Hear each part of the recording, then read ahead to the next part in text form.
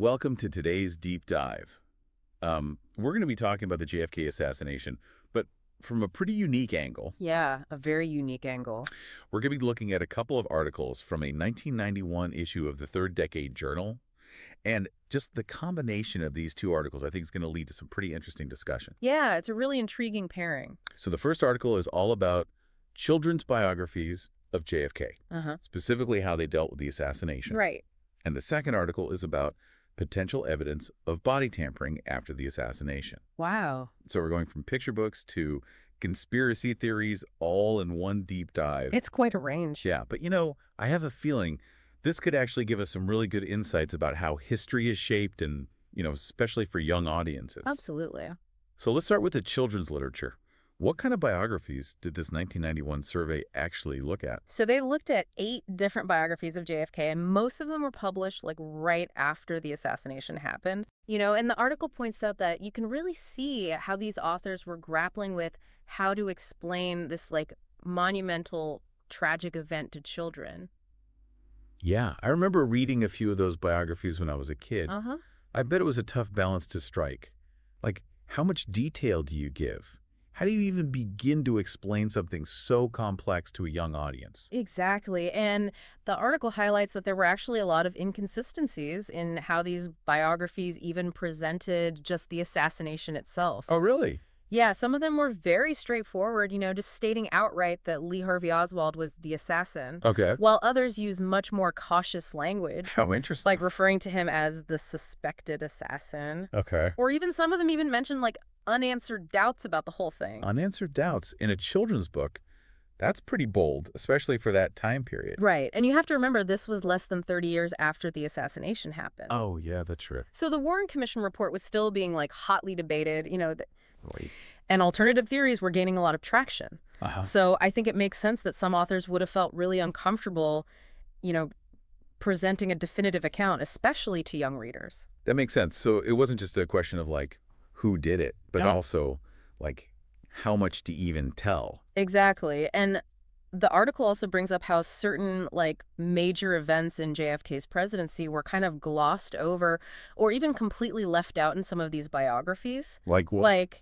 Things like the Bay of Pigs invasion. Oh, wow. And the Cuban Missile Crisis. Yeah, those were huge. Which were obviously hugely influential, on the political landscape at the time. Yeah, those were defining moments of his presidency. Exactly. I mean, full of tension and, international intrigue. And it's wow, if you leave those out, it really does paint a different picture. It does. It's almost like they're sanitizing history a little bit. Right. Trying to make it too neat and tidy for kids. Yeah.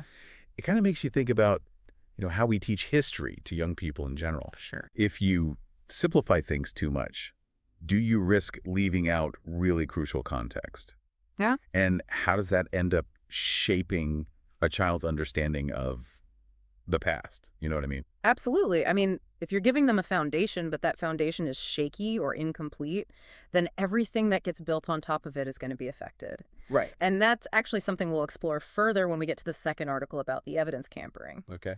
Because if those claims are true, we're talking about a deliberate attempt to actually manipulate the historical narrative, not just simplify it. Okay, now I'm really interested. Let's dive into that second article. Okay. And what kind of evidence tampering are they talking about? Hit me with the details. All right, so this article focuses on a couple of key pieces of potential evidence. Okay. And the first one is what they call the two-casket theory. Two caskets? Yeah, which alleges that a second plane casket actually arrived at Bethesda Naval Hospital before the official bronze ceremonial casket that everyone knows. I've never even heard of that theory before. Yeah, so it's based on eyewitness accounts from people who were at Bethesda when Kennedy's body arrived. Okay. And one of the key witnesses is this guy named Dennis David, who was a hospital corpsman at the time. And he claims that he saw this plane shipping casket come in first. Okay, so what's so suspicious about two caskets? Was there something different about the body in the second one? That's what some people believe. Okay. David claims that he even typed up a memo detailing 4 large pieces of lead that were removed from Kennedy's body before the autopsy even began. Whoa. And he described them as having jagged edges, almost like shrapnel. Okay, so if this memo exists, where is it? Why haven't we seen it? That's the catch. There's no physical evidence to actually back up David's claim. Oh. No memo, no lead fragments, nothing. It's basically his word against the official account. So it's kind of like a he said, they said situation? Exactly. And this is where things get even more complicated. The article also mentions a second piece of potential evidence, a V-shaped incision on Kennedy's head that was visible in some pre-autopsy photographs. Hold on. A V-shaped incision. Where was this incision and what makes it suspicious? So this incision, if that's even what it is, was first pointed out by a Dr. Paul Peters, who was one of the doctors who treated Kennedy at Parkland Hospital in Dallas. And he actually pointed this out on a Nova documentary. Really? And it's visible in photos that were taken before the official autopsy even started. Wait, so if the doctors in Dallas didn't make this incision, who did? That is the million-dollar question. And why? The author of this article goes deep on this incision, trying to figure out what's going on. They talked to other doctors who were at Parkland, pored over descriptions of the autopsy photos, looked at reports from forensic experts who studied those photos. So basically trying to retrace the steps and figure out when and where this incision was made. Exactly. Wow, this is getting intense. Yeah, I know, and the implications are huge. Because if someone tampered with Kennedy's body, the big question becomes why? What were they trying to cover up? Okay, hold on. Before we go too far down the rabbit hole here, let's just take a step back and consider the source for a second. We're talking about articles from the Third Decade Journal. Right. Is this like a reputable journal, or is it more on the fringe side of things? Well, the Third Decade is a journal that's specifically dedicated to the JFK assassination. So by its nature, it's going to attract researchers and writers who are, you know, really invested in this topic, some of whom might have specific theories they're trying to prove. So not necessarily unbiased. Right, and I think that's important to keep in mind as we evaluate this evidence. You know, we need to approach it with a critical eye and realize that there might be agendas at play. But like with any historical research, you always have to consider the source, you know, potential biases. Exactly, and especially with something as controversial and emotionally charged as the JFK assassination, you know, that scrutiny becomes even more important. It's like we're putting together this big puzzle, you know? But some of the pieces might be missing or even like deliberately changed. Yeah. It makes you wonder about what really happened and how the story we think we know might be totally different from what actually went down. Absolutely. And speaking of missing pieces, this article doesn't just like present these claims, you know? It also looks at how those claims have been like debated and sometimes just dismissed by others who were involved in the investigation. Yeah, that's an important point. So there's this whole section about Dr. Michael Baden, who, you know, we mentioned earlier. He was the chairman of the forensic pathology panel for the House Select Committee on Assassinations. And he's been very, very vocal in rejecting any idea of body tampering. So if someone like Dr. Baden, who's, you know, a respected forensic pathologist, is saying that these claims aren't true, then why should we even bother talking about them? Yeah, well, it's not that simple, you know? Okay. The article brings up some pretty compelling counterarguments to Baden's dismissal. Like what? Well, for example, if the two-casket thing was just a security measure, like some people have said, right, why all the secrecy surrounding it? Yeah, that's true. Why would witnesses be, like, completely shut down when they tried to come forward with their stories? Yeah, that's a good point. If it was just standard procedure, you'd think they'd be more open about it. Right, and the article also points out that even Kennedy's close friend and aide, Dave Powers, was kept in the dark about the two caskets for years after the assassination happened. Wow. If it was really just some innocent security detail, why wouldn't they tell someone like that? Yeah, it seems like they were intentionally trying to keep it quiet, which is definitely suspicious. For sure. So what else does this article look into? Well, it also gets into the FBI report from agents Seibert and O'Neill, who were at the autopsy. And their initial report actually stated that it was apparent that there had been surgery of the head area. But later on, Seibert claimed that that was incorrect. Wait, so they initially reported head surgery, but then they changed their story? That seems kind of significant. Yeah, and that's what's so interesting about it. Was it an honest mistake, or was there pressure to retract that statement, you know, maybe to make it fit with the official narrative? Yeah, it definitely makes you wonder if there's more to this than we know. And it also makes you think about how much of what we believe about the assassination is actually based on solid evidence. Yeah. Versus maybe accounts that were manipulated in some way. Right. It's like questioning everything we thought we knew. Yeah. And to add to the mystery, the article mentions attempts to confirm the head surgery claims, by contacting other medical people who were there at the autopsy, including Admiral David Osborne, who was chief of surgery at Bethesda at the time. And Osborne completely denied that any head surgery took place. So we have totally opposite stories from people who were actually there. Exactly. It's hard to tell what really happened. Yeah. But what about that V-shaped incision that Dr. Peters saw? Did the article talk more about that? Yeah. What happened with that? Oh, yeah, they definitely did.